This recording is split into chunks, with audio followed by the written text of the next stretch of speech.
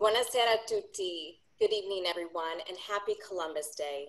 My name is Gabriella Maletti, and I'm the Director of Special Programs at the National Italian American Foundation. Thank you so much for joining us this evening. Please note that all attendees are muted and have their videos and chats turned off. During this webinar, only the panelists will be visible. At the end of the presentation, we'll be taking questions from the audience, so please use the Q&A function at the bottom of your screen if you're joining us on Zoom. And lastly, we are recording this webinar, and the video will be available on the NIAF website and our YouTube channel. And now I'd like to welcome NIAF board member, Anthony Desandro. Anthony. Thank you, Gabriella. Good evening, everyone. My name is Anthony Desandro, and as we celebrate Columbus Day today, I am honored to present to you the Christopher Columbus and the National Debate, a virtual event brought to you by the National Italian American Foundation.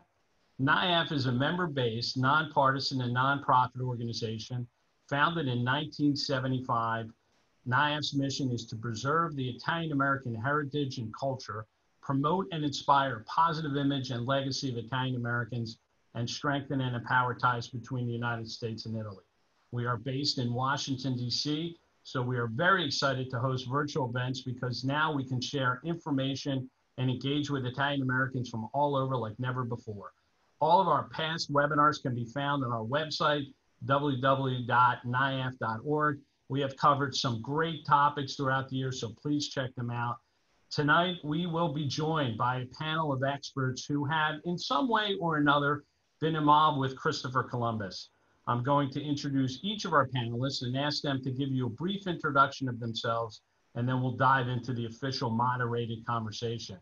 As Gabriella mentioned, the panelists will be taking questions from the audience at the end of the discussion, so please use the Q&A function at the bottom of your screen. And without further ado, I'd like to welcome the panelists. First, it is my pleasure and honor to introduce Professor William J. Connell, PhD. Professor Connell is a historian and professor at Seton Hall University. He studies a wide range of problems in Italian and Italian American history and is the recent co-author of the landmark volume, The Rutledge History of Italian Americans. Professor, welcome. Thank you so much for being here tonight. Thank you, Anthony. Thanks for that nice introduction. Thanks to NIAF for support over the years. Shout out to John Cavelli and John Viola in particular. I don't know what to say except first of all, I'm not Italian American. It all started in Yonkers, where playing stickball in the streets, the nonne of my buddies would come out and give 2 biscotti to the Irlandesino if I said a word in Italian. And so I've spent most of my life studying Italian history and Italian American history. And Anthony mentioned the Routledge History of Italian Americans, monumental book, just published a year ago. And I'd like to encourage all of you to purchase it. Let me say first then, this is a special day, Columbus Day, and I'll be talking in a few minutes about why it's celebrated in the United States and what it means, what it still means today. Thanks. Thank you, Professor. Next, I'm pleased to introduce Anthony Wisniewski, a fellow attorney. Anthony is a Maryland resident and former trustee and general counsel for the Christopher Columbus Fellowship Foundation. Earlier this year, he wrote a great op-ed piece in the Baltimore Sun entitled "Columbus Statutes Need Context, Not Disrespect and Desecration." Anthony, thank you so much for joining us tonight. Anthony, thank you for having me, and my gratitude to NIAF for the opportunity to be part of this national discussion on Christopher Columbus and Columbus Day and why it is and ought to remain an important part of our collective national memory, and what Columbus Day in contemporary times means to all Americans. It's a pleasure to be here, and I look forward to being part of this discussion. Thank you, Anthony. Lastly, I'd like to introduce George Bochetto. George is a nationally acclaimed trial lawyer here in the city of Philadelphia with the law firm of Bochetto and Lentz. He's someone I've always respected as a great lawyer in our city. George brings a different perspective in this discussion. George represents a group of Italian-American citizens here in Philadelphia in utilizing the court systems to protect the removal of Christopher Columbus statues in our city. George, welcome, and thank you for joining us tonight. Yeah, it's my pleasure to be here, and I'm delighted to join this distinguished panel.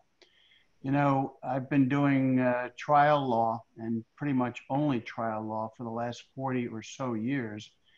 And I'd like to share tonight some of the legal strategies we brought to bear first in Philadelphia, really the first place in the country, so that we were able to enjoin the removal of a Columbus statue. Just recently, we were also successful in enjoining the removal of a statue in Pittsburgh. And I'd like to just share some strategies and thoughts about how others in other cities can go about accomplishing the same great thing, and that is to preserve our historic monuments and our Italian heritage. Thank you, George. All right, so let's get to it. Next, we'll ask some questions. Professor Connell, let's go back in time. Christopher Columbus was a hero in the United States, even before the Italian Americans adopted him as their own. Can you walk us through that history of Columbus and in the context of him being a hero here in the United States? Yeah, sure. Recently, Neil deGrasse Tyson said that October 12th, 1492 was the most important day in human history. I might say the discovery of agriculture, but we don't know what day it was invented on. And by the 1800s, they were realizing that, I think, in this country, but also around the world. In the 1700s, you already had images of Columbia as this poetical figure representing all of the possibilities of a new world that would bring together Europe and the Americas to create something new. So 1792 was an important year of celebration, and that built throughout the 1800s. Important to remember that it was just a general American national holiday in an America basically run by WASPs for the first 100 years of it being celebrated. And these were sort of unofficial or local celebrations, though. It's in 1892 that President Benjamin Harrison sees an opportunity to bring the country together after a period of a lot of upheaval, of violence. There were Italians lynched in New Orleans. There was the Wounded Knee Massacre. There were labor strikes. It was a tough time, the 1880s, 1890s. Harrison wanted to bring everybody together to celebrate what was good and to celebrate the future. Railroads across the country, steamships bringing people, large numbers of people in 2 weeks across the Atlantic, whereas it had taken 50 days before, following the route of Columbus. Large numbers of immigrants, xenophobia was a big problem. And so bring everybody together in 1892, that was the message. Now, the holiday, that was a one-off thing. After that, there's a move, though, for local celebrations. Colorado is the first state to celebrate Columbus Day as a state holiday. And it builds until 1934, when Franklin Roosevelt announces a presidential proclamation making it a national holiday. And that will continue down until 1968, each year by presidential proclamation. The presidential proclamations still appear every year, but in 1968, the Uniform Holiday Act made it a holiday in the federal calendar. So so that it would take an act of Congress to abolish Columbus Day, something that many of the activists out there don't really realize. But the banks and the post office will close even if there's a different day being celebrated on that day. And Professor, give us some historical context of, you touched on this with the lynching of Italian Americans, but how did the Italian Americans really utilize Columbus as maybe someone they looked up to and almost, felt that it made them feel like a part of the country? That's a great question, Anthony, because in 1892, have large numbers of Italians arriving, but they haven't assimilated yet. And they see Columbus is accepted as a national hero already.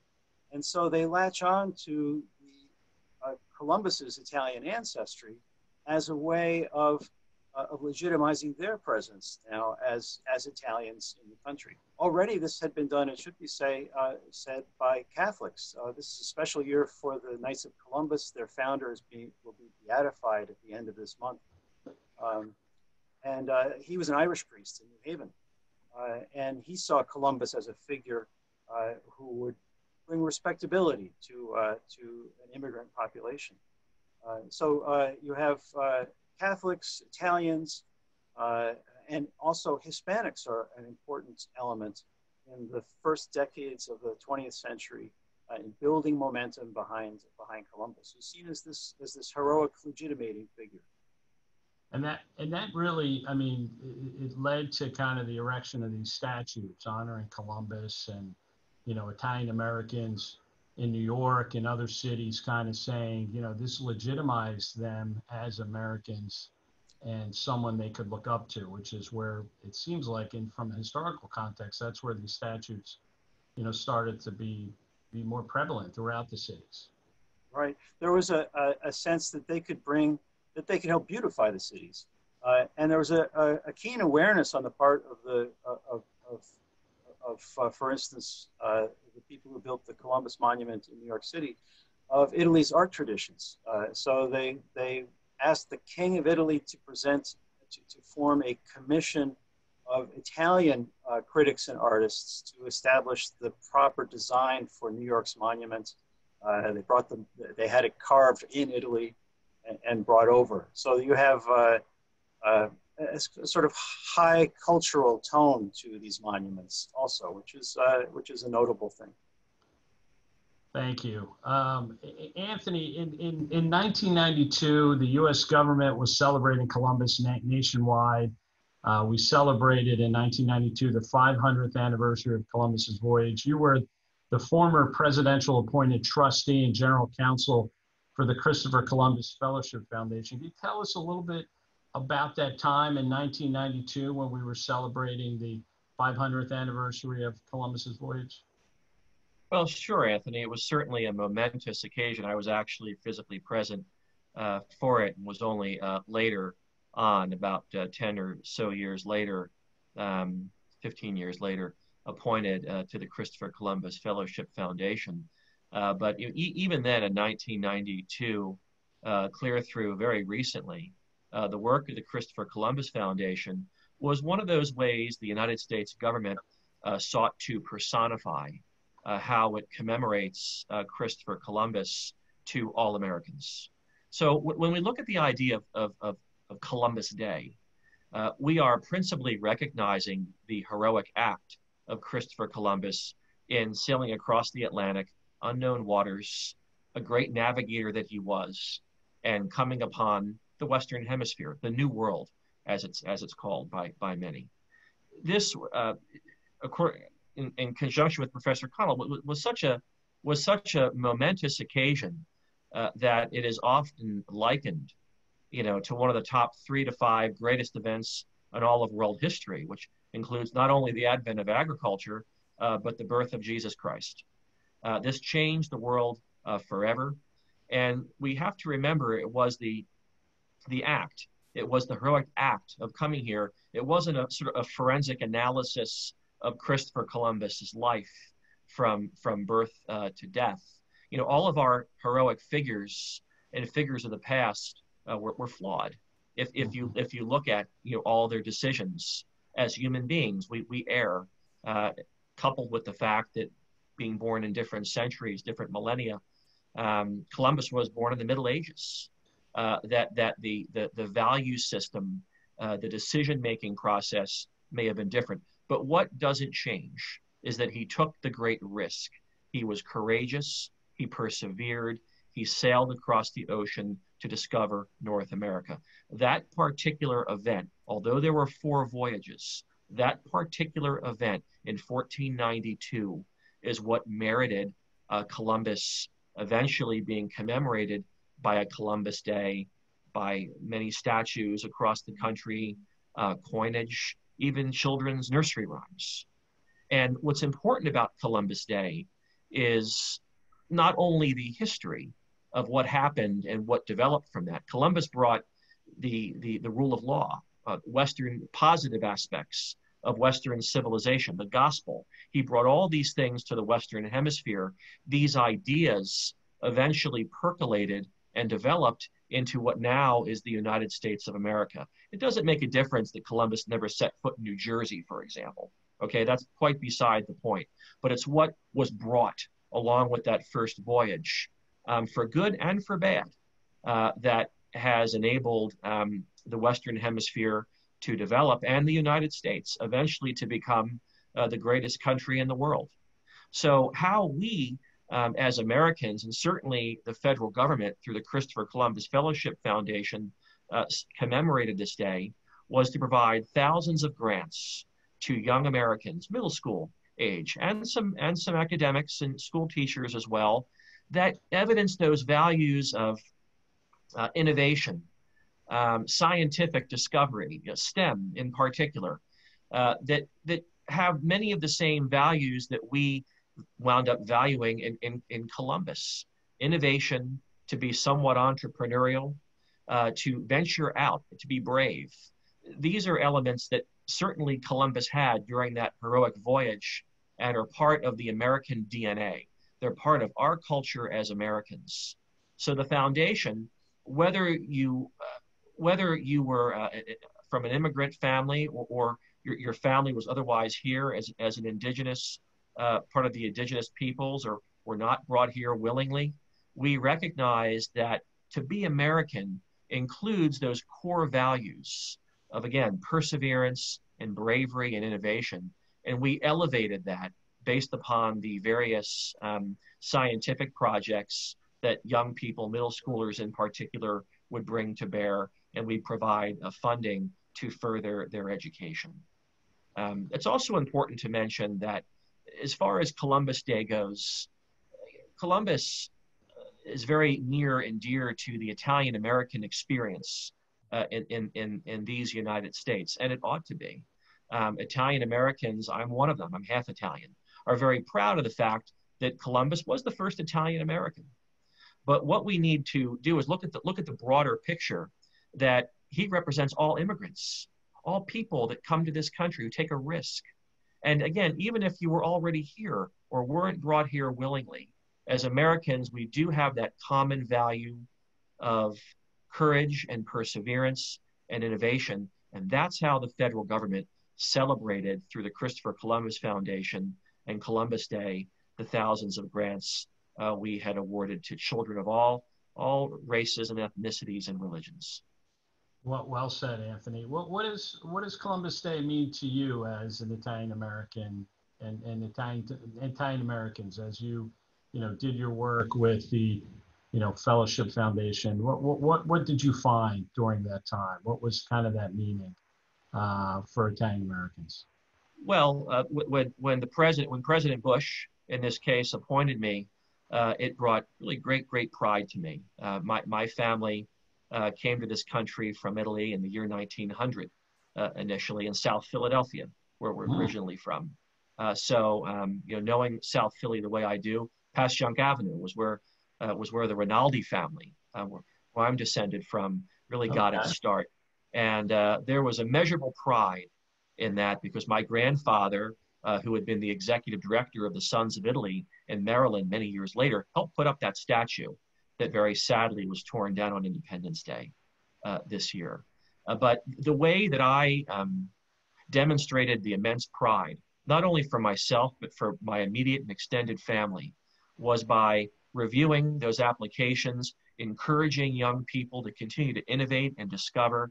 And nothing made me happier than once a year when we would grant those grants to young people and educators, and really see that flicker of light in their eyes for being recognized and being part of that great experiment that this republic is all about.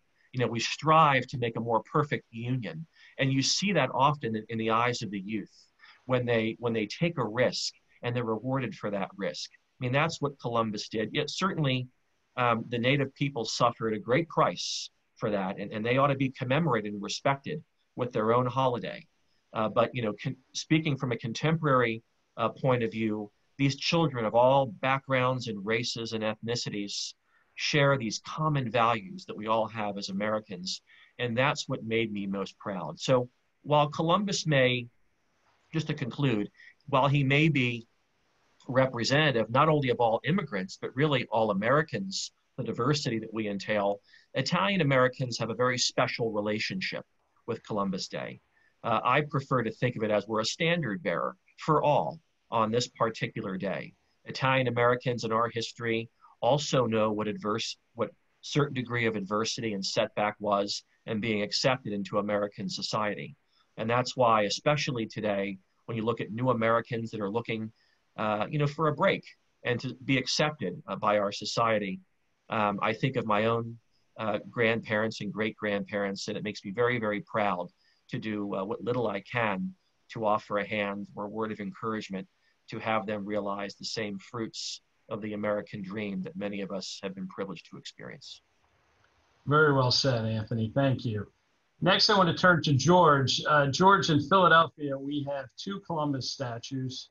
The statue at Marconi Plaza, which was given to the city by the Italian government in 1876. We also have the Columbus obelisk located in the Penn's Landing part of the city, which was erected in 1992 by local Italian Americans to celebrate the 500th anniversary of Columbus. George, you've been representing a group of Italian Americans in Philadelphia. Tell us a little bit about, what you've been doing and utilizing kind of the court system in protecting these statutes and, in essence, kind of the Italian American culture. Well, the first thing you have to remember is you cannot go into court and debate or ask the court to consider the merits or demerits of whether Christopher Columbus or any other historic figure is worthy of praise or worthy of a monument or that type of thing. Courts have no jurisdiction to enter into that debate. So as a lawyer, what you have to do is you have to look at a legal basis that the court would have jurisdiction over, and to try to utilize that basis in an effort to preserve the monument or the statue. Let me give you some examples of how we've been able to do that, and frankly, we were the first in the country to be able to do that. Concerning the monument on the river, the Columbus Monument on the river, there was an entity formed by some prominent Italian Philadelphians many years ago called America 500, which actually raised the money to have that obelisk designed and crafted and installed, and they donated it as an entity to the city of Philadelphia. When they did so, there was a donation and maintenance agreement. It's a contract. It's just like any other contract that has rights and responsibilities. So we were able to identify and locate that contract, and in it, there's a provision that said the city of Philadelphia shall maintain that obelisk in perpetuity. So of course we filed suit saying the city is now attempting to breach that contractual responsibility. And the arguments that they raise about force majeure or public safety or that type of thing really don't rise to the level of allowing them to just simply disregard their contractual responsibilities. Now, with the respect to other Columbus statutes elsewhere, for example, in Marconi Plaza, there's a whole process set forth in the Philadelphia City Charter about the removal of artwork from public places.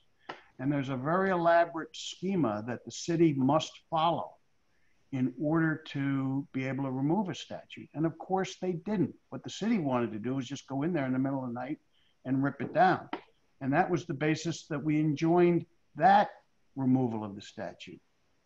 In Pittsburgh, for example, where we just recently got an injunction, the City Council of Pittsburgh actually passed an ordinance that says This particular Columbus statute will be located in Schenley Park. It's a beautiful park in Pittsburgh. You have a very large Italian-American community there. This statute's going to be put into Schenley Park and shall be maintained there. So now we have a public legislative ordinance that the mayor simply can't override as a member of the executive branch of government, cannot just override a legislative enactment from the legislative branch of government.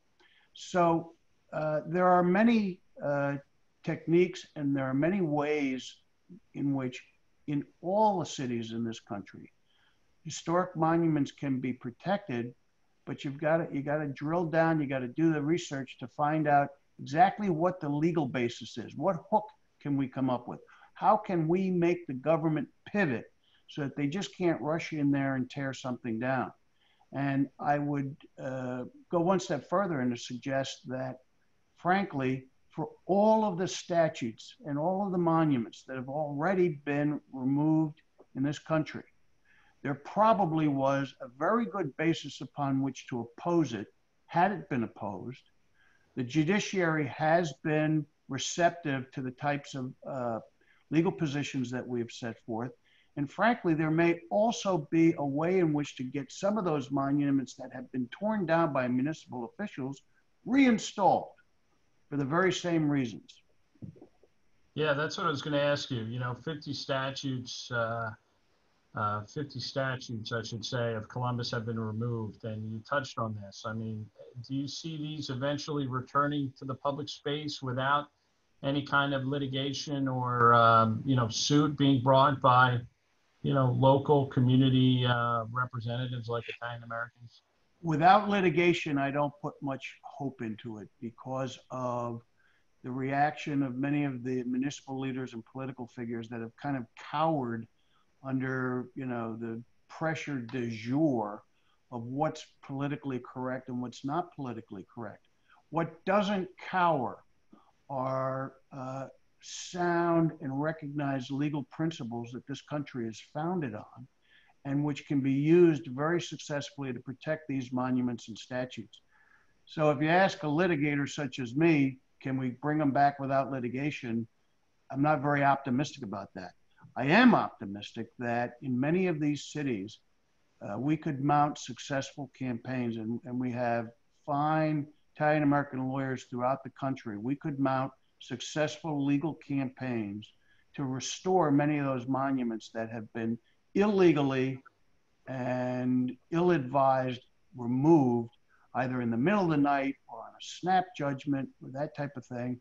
And frankly, the local mayors and the local politicians had no right to do it. And kind of the final question on this topic, then we'll kind of open it up. I mean, do you, and it sounds like this is, you know, kind of leverage too. I mean, by bringing these suits, do you foresee a situation where you have an opportunity to work with some of these cities and municipalities to, you know, come to the right solution here, to kind of, you know, maintain these statutes and kind of maintain, you know, the culture they represent? You know, here's the thing. In each instance, no matter what the legal basis is that I choose to base my action on and to oppose the removal of the statute, in each instance, if the government were to go about it the correct way, and if it truly is the overwhelming will of the people, there's a lawful way to remove these statues. For example, in the Pittsburgh instance, they really want to remove that statute. City Council can pass, Pittsburgh City Council can pass an amendment to the ordinance that says the prior ordinance that we said shall maintain, we no longer want that. We hereby authorize the mayor to remove the statute. If they were to go through that legislative process and withstand the public's scrutiny and the voting public and what consequences may flow, there are proper ways to remove these statutes. But the fact of the matter is, I haven't seen a city in the country yet follow the right procedure, follow the lawful strictures that apply to these monuments and statutes.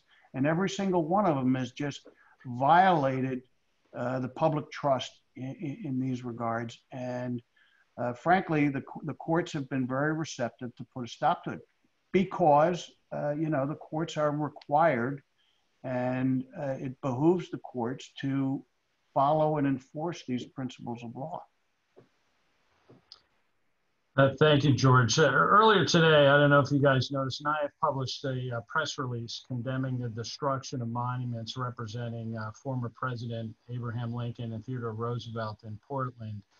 According to the Associated Press, those statues were destroyed in a declaration of rage towards Italian Americans.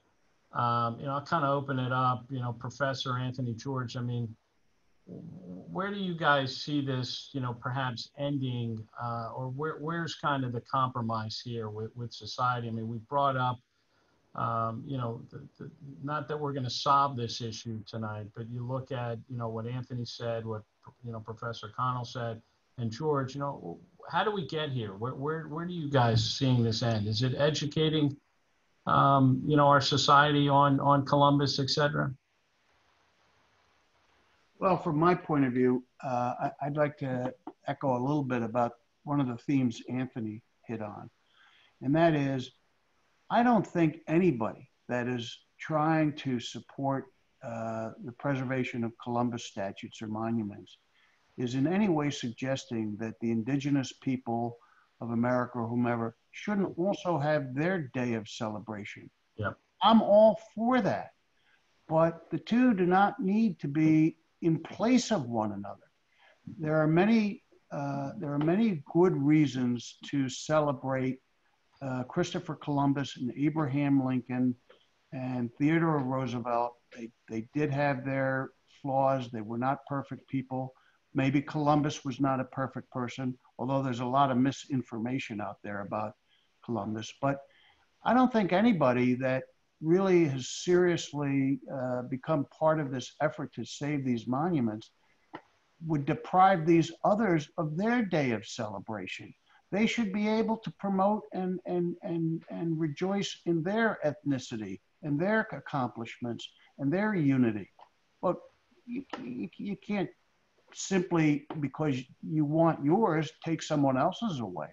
I mean, from an overall point of view in terms of which way this country is headed, I think once the hysteria calms down a little bit and people start thinking about it, they're going to come out to that kind of a result. And maybe we'll have more holidays, more days off, more days we don't have to go to school. That's a good thing.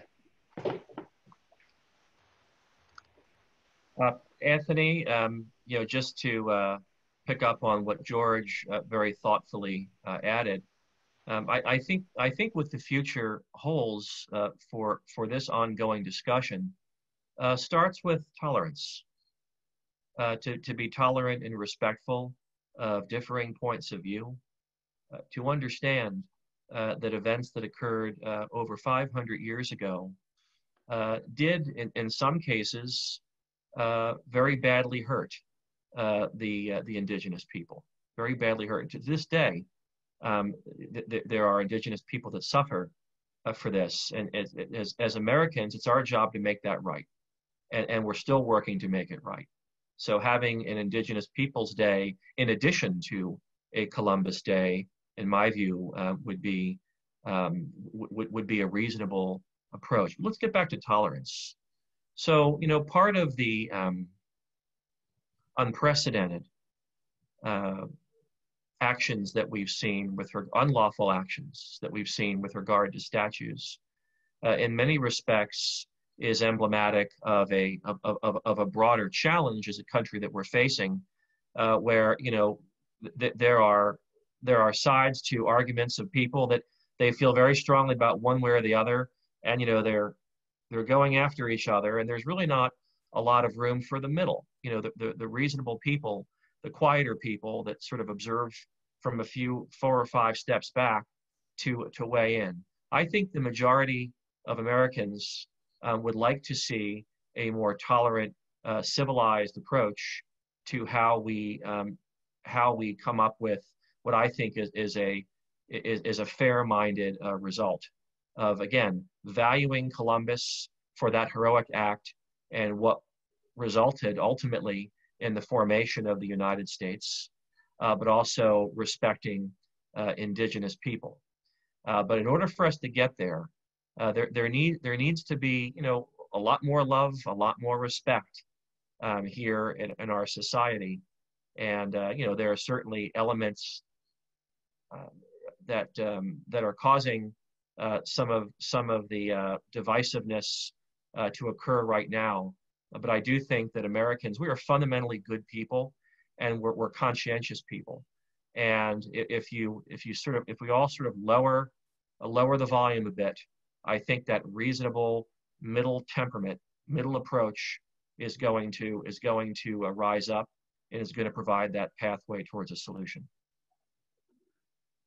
If I can chime in on that theme of lowering the volume, let's say, I think that we saw this summer an excess of psychological insecurity concerning statues. There's a kind of fetishism that goes into, that can go into building lots of statues, but there's also a kind of fetishism that can come into destroying them. And I'd like to see a lot more education needed among Italian Americans too. If we go back to this taking Columbus, who was a WASP hero, as the thing that Italian Americans in around 1900 are pinning their identity on, maybe it's time to realize that there's a lot more about being an Italian American, great literary tradition, musical traditions, that you don't need to pin everything on Columbus. And then you can accept him as being part of what it has been to be Italian American over the past century, rather than everything being nailed to that. So I'd like to see more education and more confidence, cultural confidence on the part of Italian Americans, learning about their traditions and history, but then also about on the part of indigenous people and the activists who somehow find power in destroying statues. Why not preserve them? And another thing I'd like to see, and I always say this every time Columbus comes up, I'd like to see more humor about Columbus. We don't need battles and riots and wars about Columbus. 500 years ago, I always recommend that people look at a YouTube clip of comedian Flip Wilson from the 1970s on Columbus Day, and as a reminder of what it was like before people forgot to laugh, or before humor became all political. Thank you, Professor. Thank you. That was very helpful. We're gonna open the floor now to some questions from the audience. Again, please use the Q&A function at the bottom of your screen to type and ask out questions. Gabriella, do we have some questions from the audience? Yes, we do. And thank you all so much for joining us tonight and submitting your questions. We are getting hundreds of questions, so my team and I are going through all of them. But we did see a repeating question amongst a lot of our viewers, and perhaps this is best for Professor Connell to respond to. A lot of viewers are asking, where did this anti-Columbus sentiment come about? It seemed like it's only in these last 20, 30 years that all of a sudden, in 1492, Columbus sailed the ocean blue is not that song being taught at schools anymore. So where did this all come about? Sure. I think there was a conjunction of two things, one on the part of Native American activists and the other on the part of Italian Americans, coming together around 1992, the 500th anniversary. But on the part of the Native American activists, there was a strategic misstep, or maybe that's the wrong way of putting it. There was an attempt to get a lot of attention and support by protesting Thanksgiving Day, beginning in 1970. And that still exists. There's a very respectable, peaceful commemoration every year at Thanksgiving, but it never took on nationally. never won much support beyond the New England area, with protests and now it's a kind of fair at Plymouth Rock on Thanksgiving. Problems with the weather and the fact that Thanksgiving is just very popular in the United States. Columbus Day there was shock at the demographic historians' discovery that between 70 and 90% of the population in the Americas died as a result of exposure to diseases after 1492. That was a big shock that everyone was began absorbing, and that seemed to open a new avenue for protest and gaining attention. And meanwhile, Italian Americans had been, how to put it, a national holiday that used to have a large participation from Hispanics and really from the country in general. There's an article in the New York Times today, Washington Post today, about how President Trump marched in the Columbus Day Parade in 1963. It was something for everybody. In New York City, especially in the 1970s, it's a time. There's a time of defensiveness on the part of Italian Americans, and the holiday and parade become more targeted as an ethnic holiday, which then made the holiday somehow more vulnerable as a way of as a target for those who wanted to gain attention for their movement, and for all sorts of reasons that one can understand too. So there's a kind of vulnerability and a tactical change on the other side. That's what I see. Great, thank you, Professor. Great response. We have a question from Nick Romano. He asks, as an Italian American, I'm proud that there is a federal holiday dedicated to an Italian explorer.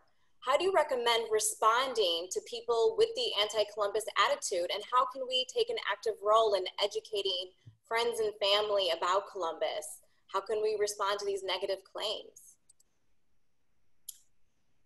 Anthony, take it away.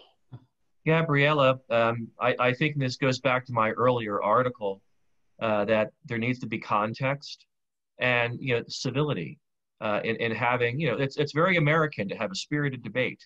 But the debate is really housed with a degree of respect from both sides. So, one of the great gifts of having a federal holiday dedicated to Christopher Columbus, an Italian explorer, is that, again, that special relationship that it has to the Italian American community. In some respects, we are like a custodian of the holiday, where, again, we're a standard bearer for other immigrant experiences, but also for all Americans, in representing that Columbus, again, the same values that are inherent, in American culture: exploration, bravery, perseverance. Because we have a special relationship with this holiday, the burden is really on us to make sure that that we are having these sorts of respectful discussions like this podcast, in providing to the broader national discussion on Columbus. There's certainly enough opinions out there on Christopher Columbus, beyond what's being brought to bear here in this very thoughtful panel. But I think we're doing exactly what we ought to be, and that we're adding to the civility and to the debate, an honest debate on the importance of Columbus Day to Americans. Again, it's to underscore that historic act, his discovery of the New World. It's not a forensic analysis of his life. No one comes out ahead if you look at their life from birth to death, except for one individual that walked this earth. Okay, the rest of us are all flawed. We're human beings. But if we acknowledge that our heroes, and again, people of the past, are flawed, we can't always not learn and study from people that we like or we don't like.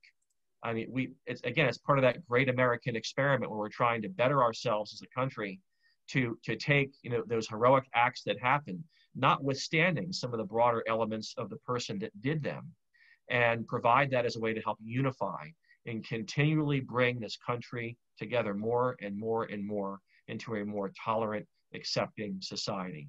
And I believe that that is what this discussion here tonight, as a small fingerprint on the broader national discussion, is aiming to do. Thank you, Anthony. And Professor Connell, there is a question from Michael Benedetto. He's asking, there are many mitigating circumstances, but the accusations of the enslavement of the entire indigenous population of Hispaniola during Columbus's presence, 1493 to 1496, is an historical fact which was rarely acknowledged. That conduct is why Columbus is being revisited. Don't you agree? I'd say yes, with some qualifications. One, that being that he did not enslave the total population, but significant parts, and he did try to bring slaves back to Spain to sell, but Queen Isabella intervened and said you can't enslave people who will become Christian. Later Spanish conquistadors were far more brutal, and after Isabella died, Ferdinand did allow enslavement that Isabella had prevented. And is that why people are discussing Columbus now? Yes, I can say that a lot of the facts of Columbus's disastrous governorship on Hispaniola have always been known. He was fired by Isabella and Ferdinand for that. He wasn't celebrated because of that. Instead, it was more the scientific, technological, navigational feat of bringing the continents together, and so I think that's something to keep in mind. But we have as a historical figure, he's certainly flawed, and you have to realize that he was a really good navigator. He kept his men alive under difficult circumstances when they were stranded. And there was something heroic about him as a sea captain. But he was a disaster on Hispaniola. On the other hand, it's hard to see how it could have been different given Spanish society and given what they encountered. So there was a big tragedy there. And yes, the tragedy is what, to answer Mr. Benedetti, the tragedy is what is causing trouble today. But it has always been there. It's been known and understood. Thank you, Professor. And to snowball off of that question, since Columbus was sailing on behalf of Spain and Portugal, why aren't other explorers and conquistadors being criticized about their statues, and why aren't those statues being removed? Why is it always Columbus? If anyone would like to, I don't know who wants to take the answer. Well, I could say there's a holiday, and so again, and he's also the first. So because he's the first, but it's a holiday, so it's a way of gaining attention for a movement that has some justified grievances. So there are tactical considerations. It does seem too, if I can interject, I mean, and I'm pretty happy with what we're doing tonight, because it does seem a lot of this is based on education and just kind of educating society, not only with Columbus, but maybe some of these other disagreements we go through. I'd be interested to know, how do you guys recommend we educate society kind of going forward with this? I know we're doing things like what NIAF is doing, but kind of the broader sense of what George is doing, Anthony, what you've done, obviously, Professor, your life's work. How do you guys see us kind of moving forward here and moving to more of an education as opposed to simply, just destruction, so to speak? Well, I guess from my point of view, putting the academics aside, I think one of the ways that we could help educate, particularly the many lawyers that are members of NIAF throughout the country, we could create a data bank with the legal briefs and the pleadings and some of the things that I've been able to successfully put forth in the courts, which other lawyers in other cities, I think, may be helpful to in terms of trying to protect their monuments and their statues. I don't think the education from that point of view goes to the historical significance of Christopher Columbus or the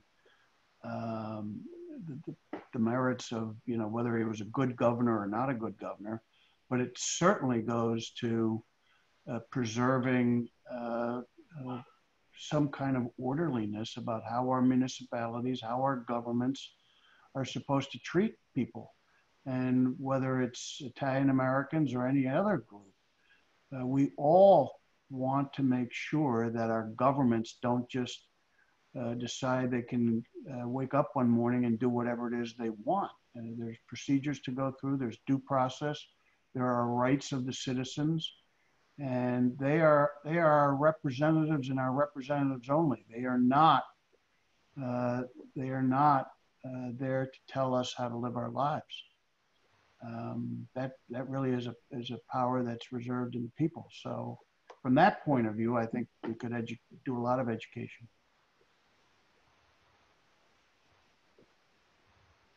Anthony?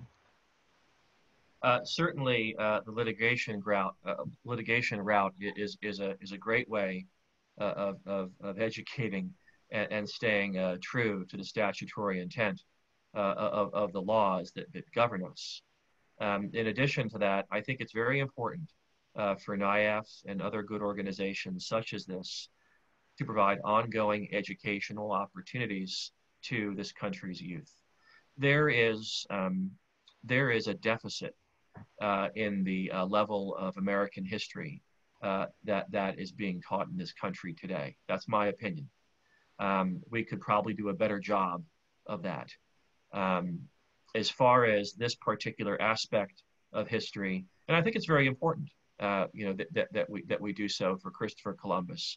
NIAF and other related groups could be a great force of good in, again, providing an equal, reasonable historical explanation within context of what happened 530 or so years ago, and how that has, eventually, through its highs and lows of world and later American history, brought us to where we are today. I think there are a lot more highs than lows, but the story needs to be told, because if the story isn't told, then you leave it to others to tell that may themselves be telling the story, not from a position of strength or knowledge. I'm personally a big fan of recognizing, distinguished youth with grants and small scholarships. It's very uplifting to a young person to receive that, and I think it goes with them the rest of their lives. That would be my suggestion.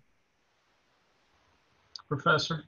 Yeah, I was thinking back again to the question of why Columbus became so important, and it's because he captured the imagination. If you read his journals crossing the Atlantic, finding these new places, it's still remarkable and jaw-dropping to read his descriptions, and that's what's needed going forward, though, is capturing people's imaginations, not defending old stone monuments so much as projecting people into the future, and there are great books, for instance, for Italian Americans to read. Read Gay Talese, read Don DeLillo, John Fonte, Diane DePrima.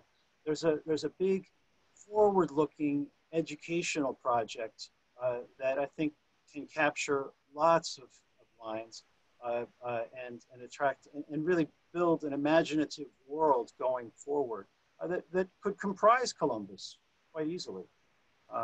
So instead of circling the wagons, instead of being defensive, embrace, and this is the message of tolerance that Anthony was also bringing forward.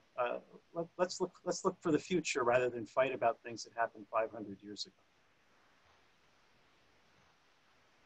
Thank you. And George, we do have a question from Ted Valenti. He says, it is gratifying to hear that legal action is being taken. How can we follow the progress of that?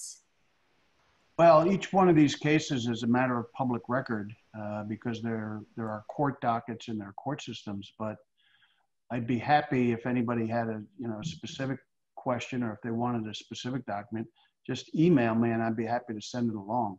But they're all public documents. They're all readily available on public access internet. Many of them have also been reported in the newspapers. I mean, the cases that I've handled have been widely reported in a variety of newspapers, radio shows, that type of thing. Great, thank you. And, the professor and Anthony and George, they have mentioned a couple resources. So we are going to compile those resources and send them to you, the viewer, along with the recording of tonight's show, so we can all educate ourselves and be more aware of what we're talking about when people bring up the topic of Columbus Day and Christopher Columbus as a whole. And, we have so many questions, and unfortunately, we aren't going to get to all of them tonight. But we do want to thank you all so much for joining us. And Anthony, I'll let you close it out. Thank you, Gabriella, and thank you to all of our panelists for offering their expertise on the topic that, not only means so much to the country, but a lot to Italian Americans. I can't thank Anthony, Professor, and George so much for joining us. We probably needed another couple hours on this topic to kind of walk through everything, but thank you so much for being here. On behalf of the National Italian American Foundation, I'd like to thank you, the viewers, for joining us. We hope you learned a lot. As a reminder, as Gabriella said, this session was recorded and will be available on the NIAF website and YouTube channel. Lastly, please don't forget to check out NIAF's 45th anniversary virtual gala, which is happening in a couple weeks on October 31st. It will be an exciting, star-studded event where NIAF will honor the Dr. Anthony Fauci with the Leonardo da Vinci Award for Leadership in Health and Science. More information is on the website at www.niaf.org. Thank you again to our panelists. Grazie, and happy Columbus Day, everyone. Buonasera. Good night. Ciao. Ciao. Ciao.